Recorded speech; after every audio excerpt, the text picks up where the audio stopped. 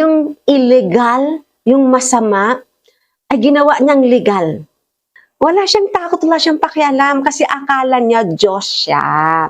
Yan nga sinasabi ko po sa inyo na kailangan niya ng panalangin. No po?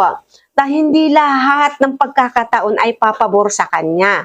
Kaya nga nila minamadali na ma-take over yung posisyon ni PBBM na mailuklok sa lugar si VP Sara kasi nga may hangarin pa silang iba yung masama. Kaya nga ang China ay, 'di ba, kakampi niya kasi nga mayroon silang usapan. Marami namang videos na lumalabas diyan, 'di ba? Ang nagpapatotoo. Yung West Philippine Sea, pinayagan niyang magtayo ng mga kampo yung China, 'di ba?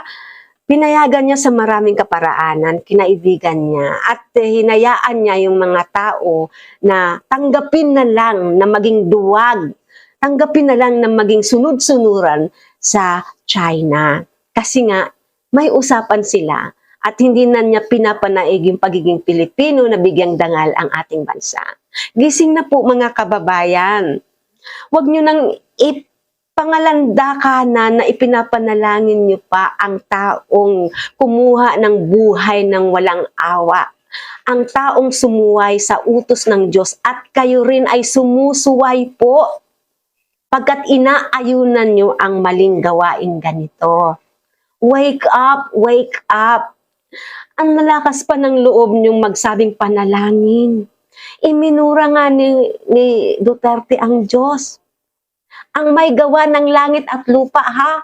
Hindi yung mga santo at santang dinadasalan nila, kundi yung mismong Creator, the Holy God.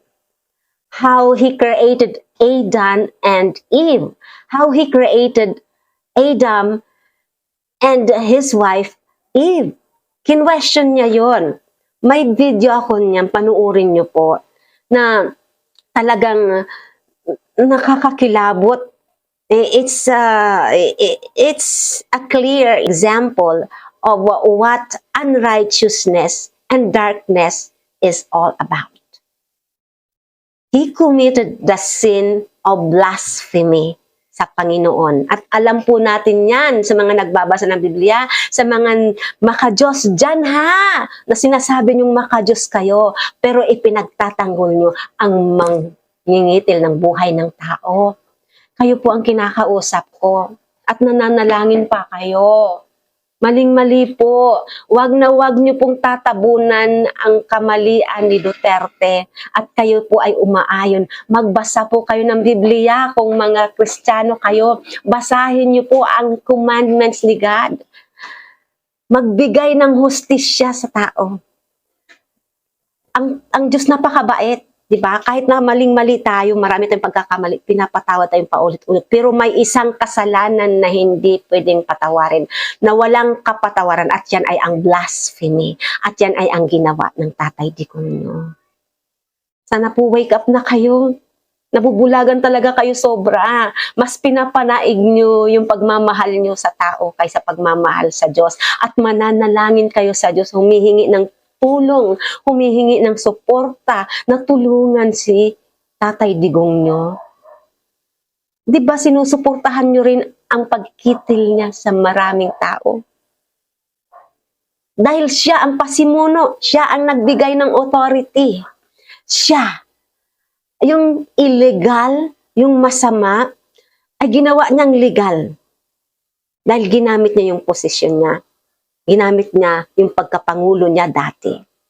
Wake up na po kayo. Wake up. Maawa po kayo sa mga anak niyo, sa sarili niyo. Huwag na lang po sa tao sa lipunan.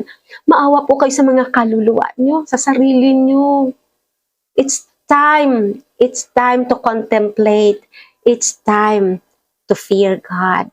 Malapit na pong dumating ang Panginoong Hesus. Sa mga Kristiyano po, kinakausap ko kayo ha. Sa mga hindi naniniwala sa Christianity, sa mga hindi naniniwala kay Jesus, nasa sa inyo po yan. Pero makikita nyo na ang Panginoong Hesus ay banal, walang kasalanan, at may kahinahunan. At lahat ng itinuturo ay kabutihan. Diyan po natin makikita ang totoong kabanalan. Wala po diyang mga pagmamalaki, walang karahasan, kundi napaka-gentle ni Jesus at tanging pagmamahal ang kanyang itinuturo. Isa po yang patunay na siya ang daan tungo sa langit at siya lamang po ang ating tagapagligtas at wala nang iba. So, thank you so much for watching, and please subscribe, like, and share, and see you in my next vlog. And just like I always say, believe in yourself, believe in God, and share love. Thank you so much for watching, and God bless you all. See you in my next vlog. Thank you.